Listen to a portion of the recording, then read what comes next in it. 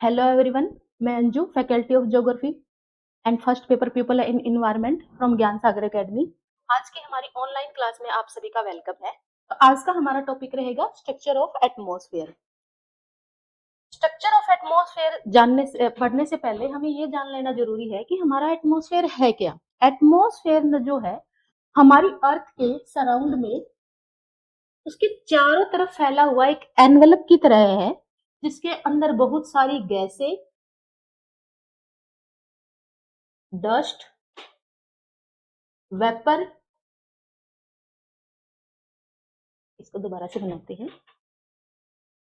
ये हमारी अर्थ है कि चारों तरफ हमारा जो एटमॉस्फेयर है एक एनवलप की तरह है, जिसमें बहुत सारी गैसें, डस्ट पार्टिकल हो गया और वेपर, इन सभी का एक मिक्सचर है जो हमारी अर्थ के चारों तरफ है कि कॉन्सेंट्रिक जोन में हमारी ग्रेविटी से बंधे हुए हैं। ठीक है,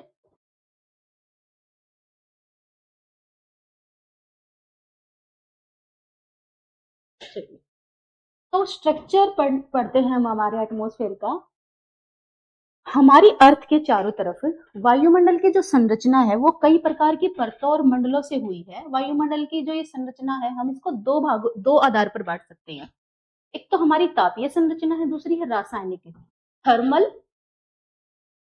या फिर केमिकल जो हमारी संरचना है। ठीक है, उस बेस पर थर्मल जो संरचना है या स्ट्रक्चर है वो तापमान के घटने और बढ़ने के आधार पर कि भी कितना टेम्परेचर डाउन जा रहा है, हम जैसे जैसे ऊंचाई पर जाएंगे तो हमें पता है कि तापमान गिरता है, तो उसके बेस पर। और जो केमिकल जो स्ट्रक्चर है वो गैसों का क्या और वहां पर पाए जाने वाले जो एलिमेंट है उनके कंपोजिशन के बेस पर ये बांटा गया है।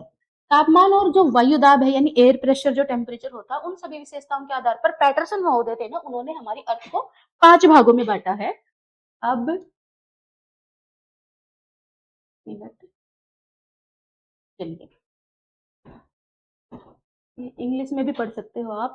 ये है हमारी जो जितनी भी लेयर है हमारी एटमॉस्फेयर की, जिसमें हमारी ट्रोपोस्फियर और उसके बाद देखो ट्रोपोस्फियर का ही एक छोटा सा एक जोन आता है जिसको हम ट्रोपोपॉज बोलते हैं, स्ट्रेटोस्फियर, उसके बाद मेसोस्फियर, यहाँ से थोड़ा सा गायब कर रखा है, उल्टा सीधा लिख रखा है तो कोई बात नहीं, मेसोस्फियर और ये सॉरी स्ट्रेटोस्फियर, स्ट्रेटोस्फियर में ही ओजोनोस्फियर यानी कि ओजोन का पार्ट आता है, और स्ट्रेटोपोज, फिर मेसोस्फियर, मेसोपोज, थर्मोस्फियर। एक्चुअल में किसी किसी स्कॉलर ने माना है कि थर्मोस्फियर जो है वो उसमें ही आइनोस्फियर और एक्सोस्फियर दोनों ही पार्ट बनाए गए हैं। आप इनको बहुत सारी बुक में या वैसे अलग अलग भी दिए हुए हैं। तो यहाँ पर देख सकते हैं हमारे एटमॉस्फेयर को, जो कि सबसे नीचे ट्रोपोस्फियर जहां पर आपको दिखाई दे रहा है, और फिर उसके बाद स्ट्रेटोस्फियर, मेसोस्फियर, थर्मोस्फियर और एक्सोस्फियर। ठीक है, आप यहाँ पर देख भी सकते हो कि कौन कौन से फिनोमेना हो रहे हैं। नेक्स्ट, सबसे पहले हम पढ़ते हैं हमारा जो ट्रोपोस्फियर आता है। ट्रोपोस्फियर में क्या है, इसकी सामान्य जो ऊंचाई होती है वो 12 से 14 किलोमीटर तक मानी गई है। और ये देखो इक्वेटर के ऊपर ये थोड़ी सी ज्यादा होती है जबकि पोल के ऊपर ये कम होती है। उसका रीजन क्या है, क्योंकि जो हमारी अर्थ है वो पोल से क्या है, पोल के ऊपर से एक तो ये होता है कि हवाएं जो होती हैं या जो हाई प्रेशर होता है बहुत ज्यादा होता है, तो ये यहाँ पर हवाएं जो होती है वो सिंक होती रहती हैं, बहुत ज्यादा सिंक करती हैं, जिससे कि ये थोड़ा सा दब जाता है। ठीक है, और इक्वेटर पर क्या होता है, क्योंकि इक्वेटर पर बहुत ज्यादा हाई टेम्परेचर होता है, क्योंकि सबसे ज्यादा इंसोलेशन यही इसके आसपास ही मिलता है, तो उससे हवाएं जो होती है वो कन्वेक्शन की फॉर्म में ऊपर उठती हैं। तो यहाँ पर एक प्रकार से स्प्रेडिंग होती है हवाओं की, ऊंचा मतलब कि कन्वेक्शन की फॉर्म में ऊपर उठती हैं हवाएं। और दूसरा काम क्या होता है, यहाँ पर एक प्रकार का सेंट्रीफ्यूगल फोर्स काम करता है। अब ये सेंट्रीफ्यूगल फोर्स क्या होता है, भी किसी भी मूव करती हुई चीज में सेंटर से दूर भागने की एक प्रवृत्ति को हम सेंट्रीफ्यूगल फोर्स कह सकते हैं। इसलिए ये जो इक्वेटर से थोड़ा सा ज्यादा ऊंचा होता है। ठीक है, ऊंचाई के साथ साथ सारे के सारे मौसमी परिवर्तन इसमें होते हैं, क्योंकि जैसे जैसे हम ऊंचाई पर जाएंगे हम तो क्या होगा, टेम्परेचर डाउन जाएगा, हवाएं ठंडी होंगी, ठंडी होंगी तो पता है कंडेंसेशन होगी, और कंडेंसेशन होगी तो बारिश होगी। या जब वर्टिकली हवाएं उठती हैं तो हवाओं के अंदर एक अनस्टेबिलिटी पैदा होती है, जिससे हवाओं की मूवमेंट चलेगी। इसका नामकरण फिजरन ने गौर ने किया था। ट्रोपोज एक ग्रीक वर्ड है जिसका अर्थ होता है मिश्रण यानी मिक्सिंग होना। और लगभग इससे पूरे के पूरे एटमॉस्फेयर का लगभग 75% वेट है यहाँ पर। गैसों का भी लगभग 95% भाग जो है इसी के अंदर आता है। और वायुमंडल में लगभग वायुमंडल का समस्त गैसों का जो द्रव्यमान है वो भी लगभग 75% इसी लेयर में प्रेजेंट है। और देखो यहाँ पर एक फिनोमिना होता है, फिनोमिना ये कि जैसे जैसे हम ऊंचाई पर जाएंगे, जैसे जैसे हम ऊंचाई पर जाएंगे, तो ऊंचाई पर जाएंगे तो यहाँ पर क्या होता है, ऊंचाई पर जाने से हमारा जो टेम्परेचर है वो डाउन जाता है, फॉल करता है, और वो किसी रेट से जाता है, इसको बोला जाता है नॉर्मल लैप्स रेट। और वो रेट क्या है, ये रेट होती है कि आप जब 165 मीटर की हाइट पर जाते हो तो लगभग लगभग 6 देखो 165 मीटर की हाइट पर जाओगे तो 1 डिग्री सेल्सियस यानी 1 डिग्री सेल्सियस टेम्परेचर डाउन होगा मीटर की हाइट पर, जबकि आप 1000 मीटर पर चले जाओगे तो यहाँ पर जाता है 6.5 जो है डिग्री सेल्सियस टेम्परेचर जो है वो डाउन जाएगा। और अगर हमारी अर्थ का जो टेम्परेचर है वो एवरेज टेम्परेचर 15 डिग्री सेल्सियस है तो ये सौर सीमा, क्योंकि सौर सीमा जो हमारी ट्रोपोपोज है वो ट्रोपोस्फियर के जस्ट ऊपर 1-2 किलोमीटर की एक जोन होता है, वहां तक -60 डिग्री सेल्सियस तक पहुंच जाता है। ज्यादातर बहुत सारे जितने भी वाटर जो वेपर होते हैं, डस्ट पार्टिकल होते हैं या पोल्यूटेंट होते हैं, सभी इसी परत में होते हैं। लेकिन इसके अलावा सभी जीवन के यानी जीवन के अस्तित्व के लिए सबसे इंपॉर्टेंट गैस भी है ये। देखो एक और चीज है कि इसमें फ्रिक्शन वाली एक परत मिलती है, क्योंकि अर्थ के सरफेस के 1 से लगभग 2 किलोमीटर या 3 किलोमीटर तक की जो परत होती है इसमें ये फ्रिक्शन फोर्स, क्योंकि यहाँ पर रिलीफ जो होता है अर्थ का वो ज्यादा ऊंचा नीचा स्ट्रक्चर यूनिफॉर्म नहीं होता है, तो इसको हम 1 से 3 किलोमीटर तक जो है वो फ्रिक्शन लेयर कह सकते हैं। और जो 3 किलोमीटर तक है उसके ऊपर फिर धरातलीय परिवर्तन जो है ज्यादातर कम दिखाई देते हैं, यानी कि जो दैनिक जो होती है जो इसमें सेकेंडरी टाइप का जो है एटमॉस्फेरिक सर्कुलेशन शामिल होता है। इसके बाद यहाँ पर देख सकते हो वो कितने डिग्री टेम्परेचर डाउन होता है, सौर सीमा ट्रोपोस्फेयर के बाद ट्रोपोपोज जो उसकी एक जोन बताया था, ये मिश्रण की समाप्ति भी बोल सकते हो, क्योंकि ट्रोपोज का अर्थ हमने मिश्रण देखा था। इसका जो नामकरण किया था वो नेपियर साथ है जिन्होंने किया था। शांत सोब सीमा भी कहते हैं इसको। ऊंचाई के साथ साथ तापमान गिरना यहाँ पर बंद हो जाता है और मौसमी घटनाएं रुक जाती हैं। जेट स्ट्रीम के कारण इसकी ऊंचाई में परिवर्तन होता है। हम जानते हैं कि जेट स्ट्रीम जो है वो काफी स्ट्रॉन्ग चलने वाली विंड है। और इसी सीमा को जोनल जोन भी कहा जाता है, क्योंकि ये 2 किलोमीटर का एक जोन होता है। और यहाँ पर जो हमारा एयर प्रेशर है वो भी लगभग, जो कि आप अगर सी लेवल पे देखोगे तो 1013 एक मिनट जो कि 1013.25 MB के अराउंड होता है, जो यहाँ तक जाते जाते लगभग 100 MB तक रह जाता है। और ध्रुवों पर भी इस सीमा में ये ध्रुवों पर भी ये 250 तक रह जाता है। भूमध्य रेखा पर यहाँ पर देखो जो इक्वेटर है ना, इसका जो तापमान है वहां पर माइनस आएगा भी, यहाँ पर -80 डिग्री सेल्सियस, और ध्रुवों पर -60 डिग्री सेल्सियस तक चला जाता है। ठीक है, ट्रोपोपोज के बाद फिर समताप मंडल। देखो समताप मंडल क्या है, ये दूसरी लेयर है हमारी एटमॉस्फेयर की, जो कि लगभग 20 से 30 किलोमीटर की ऊंचाई पर स्थित है और लगभग 10 किलोमीटर तक मोटी है ये, क्योंकि इसके ऊपर फिर ओजोन मंडल शुरू हो जाती है, जो कि लगभग 30 से लेकर 50 किलोमीटर तक फैली हुई है। इसका नामकरण भी विकिरण भी बोर्ड ने किया था। इसको रीजन ऑफ स्ट्रेटिफिकेशन भी कहते हैं। यहाँ के संपूर्ण वायुमंडल की संरचना को बीवोर डॉब्सन कैलकुलेशन भी कहा जाता है। और यहाँ विभिन्न प्रकार की ऊंचाइयों में देखो यहाँ पर क्या होता है, स्ट्रेटोस्फीयर यानी कि स्ट्रेटा में टेम्परेचर यानी कि लेयर वाइज लेयर जो है टेम्परेचर जो वो समान मिलना, इसीलिए इसको समताप मंडल समताप मंडल कहते हैं। इसके ऊपरी भाग में ओजोन के कारण जो है तापमान में जैसे जैसे ऊंचाई पर जाओगे, देखो ये ऐसी लेयर है जहां ऊपर जो ओजोन लेयर है हमारी, ओजोन लेयर, अब ये ओजोन लेयर इसको ओजोन मंडल या ओजोनोस्फीयर भी कहते हैं। ये क्या है, देखो ये जो ओजोन है यहाँ पर ऑक्सीजन के एटम यानी कि ऑक्सीजन के जो 3 एटम से ओजोन, देखो जो ओजोन होती है वो कैसे बनती है, ऑक्सीजन के ही 3 एटम से। ठीक है, वो गैस प्रेजेंट है यहाँ पर। और इसमें क्या होता है, ओजोन के कारण यहाँ पर तापमान में वृद्धि। उसका कारण ये है क्योंकि जो ओजोन है वो सन से आने वाली जो यूवी रेज हैं, अल्ट्रावायलेट रेडिएशन, उनको क्या करती है, ये O3 एब्जॉर्ब करने का काम करती है। एक्चुअल में क्या होता है, जब यूवी इनके साथ आती है तो इनके साथ एक केमिकल रिएक्शन करती है जिससे ये जो ओजोन है वो क्या होती है, वो O और O2 में ब्रेक हो जाती है। O और O2 में यानी ब्रेक आउट हो जाती है, और फिर साथ साथ में बनने और इनके बिगड़ने की प्रोसेस होती है। तो इस प्रकार की जो केमिकल रिएक्शन होती है उनसे यहाँ पर टेम्परेचर इंक्रीज होता है। तो यहाँ पर धीरे धीरे क्या होगा, इस लेयर में जहां पर हमने देखा था कि जो ट्रोपोस्फियर है वहां पर जो धीरे धीरे तापमान जो है डाउन जा रहा था, यहाँ पर वो तापमान अब बढ़ रहा है। इनमें बादलों को जो है ना नेक्रियसिस क्लाउड भी कहते हैं इनको, और ये एक प्रकार के पक्षाभ बादल ही होते हैं। इनकी जो ध्रुव पर मोटाई ज्यादा होती है और इक्वेटर पर तो ये लगभग ये परत थोड़ी सी खत्म ही हो जाती है। ठीक है, आप इंग्लिश में भी पढ़ सकते हैं इसको आगे। समताप मंडल का ही भाग है ये जो ओजोन मंडल है, आगे लिखा हुआ है 30 से लगभग 50 किलोमीटर तक पाई जाती है। गैसों की बहुत अधिकता है यहाँ पर, ऊंचाई के साथ साथ तापमान बढ़ता है, और ताप बढ़ने की दर जो होती है लगभग 5 डिग्री सेल्सियस के अराउंड होती है।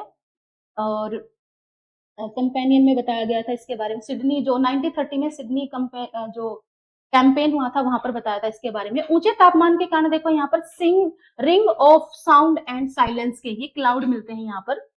और ये देखो, ये केमिकल रिएक्शन है, हमने बात की जिसकी कि भी यूवी रेज जो होती हैं इनकी वजह से सन के ऊपर जो O3 है, जो ओजोन गैस है, सन से आने वाली यूवी रेज की वजह से जो ये ब्रेक होती है, ये तो हो ही रहा है ब्रेक होने का सिस्टम तो, लेकिन जो हमारे अर्थ के सरफेस से जो हम छोड़ते हैं क्लोरीन CFC, ठीक है, क्लोरीन क्लोरोफ्लोरोकार्बन, उसमें जो ये क्लोरीन होता है ना, एक अणु जो होता है क्लोरीन का ओजोन के लगभग ये लगा लो कि 1 लाख ओजोन के कणों को नष्ट करने के लिए ये इतने कणों को नष्ट कर सकता है। इसीलिए कहा जाता है कि, और ये यही क्लोरीन जो है ना, ये भी सबसे ज्यादा ओजोन डिप्लीशन का कारण भी बनता है। ठीक है, O3 की रासायनिक प्रक्रिया की वजह से कई बार इसको ना रसायन मंडल भी कहा जाता है, और सबसे ज्यादा जो है बसंत स्प्रिंग के सीजन में जो है ओजोन का डिप्लीशन होता है।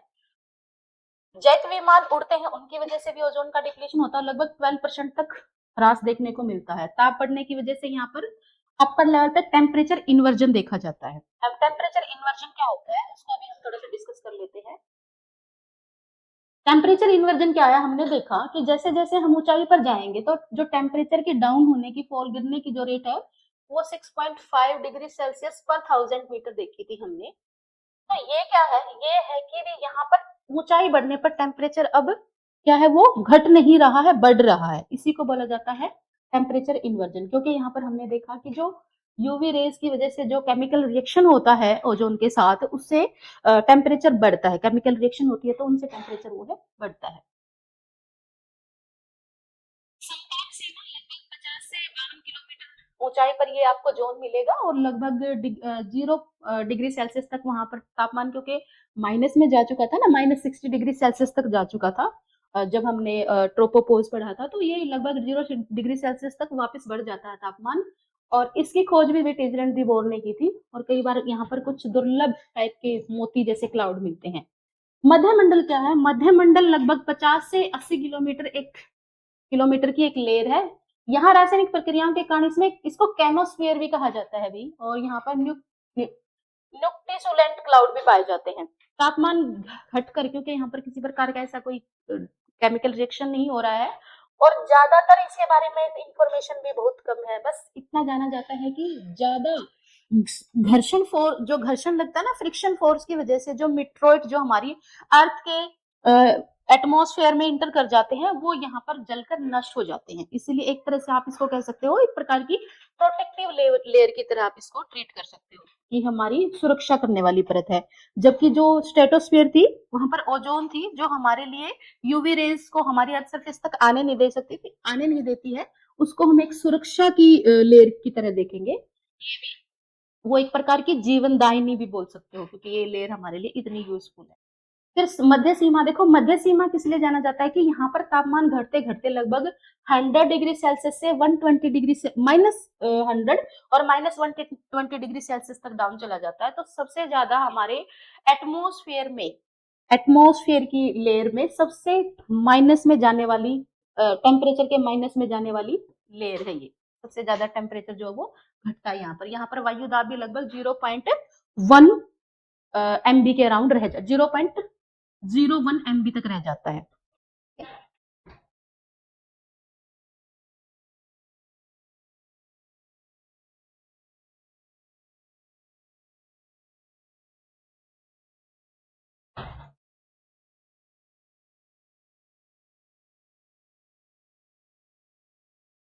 इसके बाद है,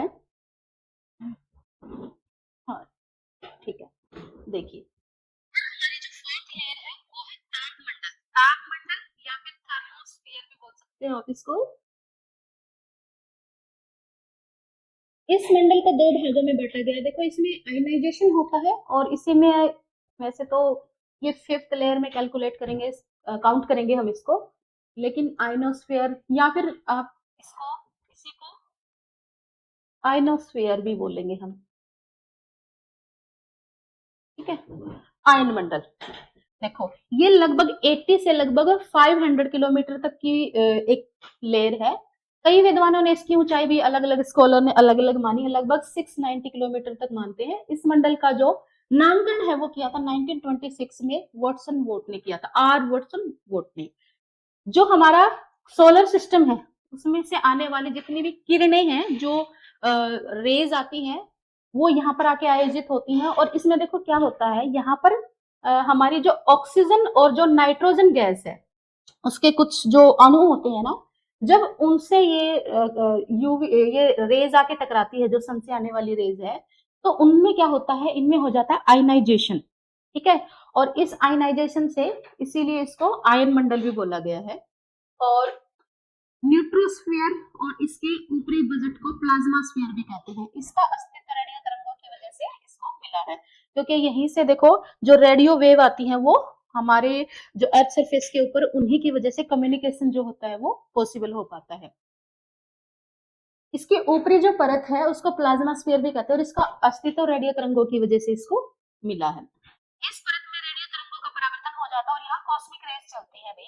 इस मंडल में वायु दीप्ति या एयर ग्लो या ध्रुवीय ज्योति अरोराज, अरोराज क्या होते हैं, देखो हमारी अर्थ की जो, हमारी अर्थ में हमें पता है कि हमारी अर्थ के पोल नॉर्थ और साउथ, लेकिन हमारी अर्थ में एक और पोल है जिसको बोला जाता है साउथ मैग्नेटिक पोल और नॉर्थ मैग्नेटिक पोल, ठीक है, जो कि रिवर्स हुए हैं।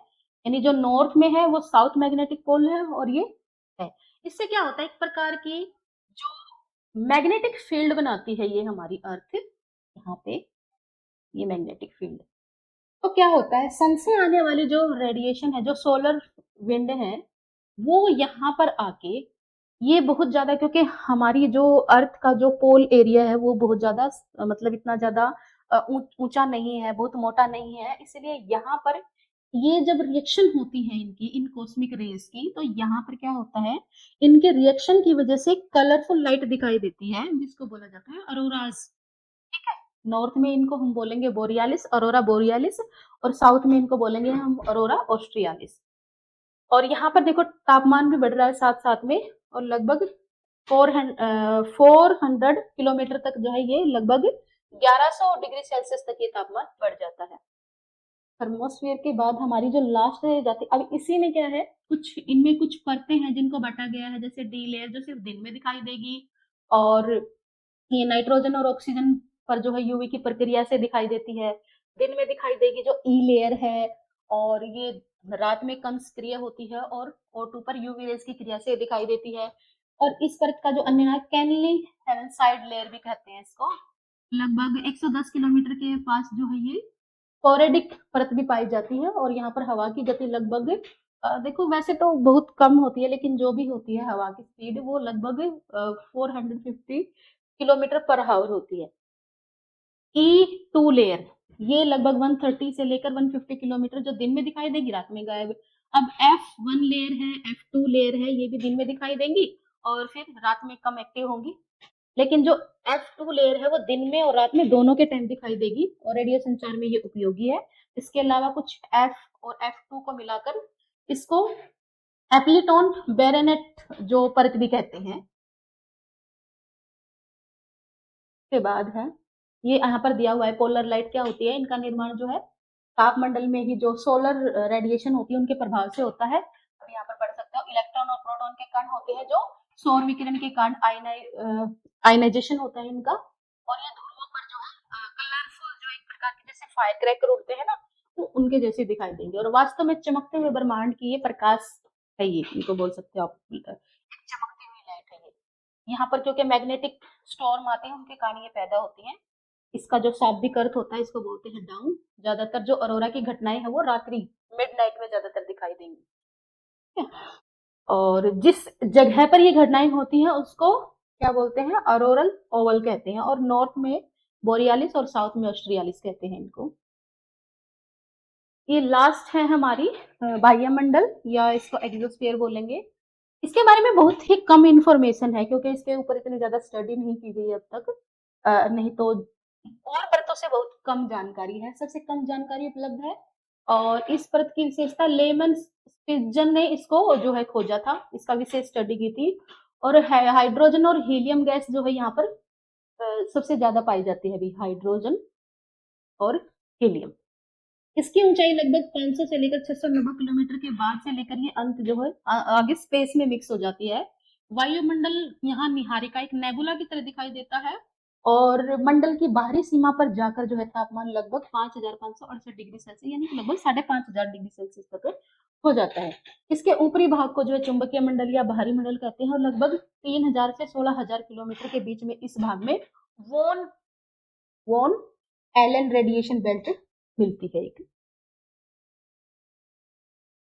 ये तो जो क्लासिफिकेशन था ये तो हमारा थर्मल बेस पर था। आगे है हमारा जो रासायनिक बेस पर क्लासिफिकेशन, एक नई हाइपोथेसिस है ये जो कि 1962 में अंतरराष्ट्रीय अंतरिक्ष विचार गोष्ठी में मार्शल निकोलेट ने दिया था इसको। इसमें वायुमंडल को दो भागों में बांटा गया है, होमोस्फीयर और हेटेरियोस्फीयर। जबकि होमोस्फीयर में ना हमारी जो एटमॉस्फेयर की है जिसमें ट्रोपोस्फीयर, स्ट्रेटोस्फीयर और मेसोस्फीयर, यानी लगभग ये लगा लो जो 90 किलोमीटर तक जो है पाई जाती हैं जो परतें, उन तीनों के बारे में यहाँ पर आप देख सकते हो, पढ़ सकते हो।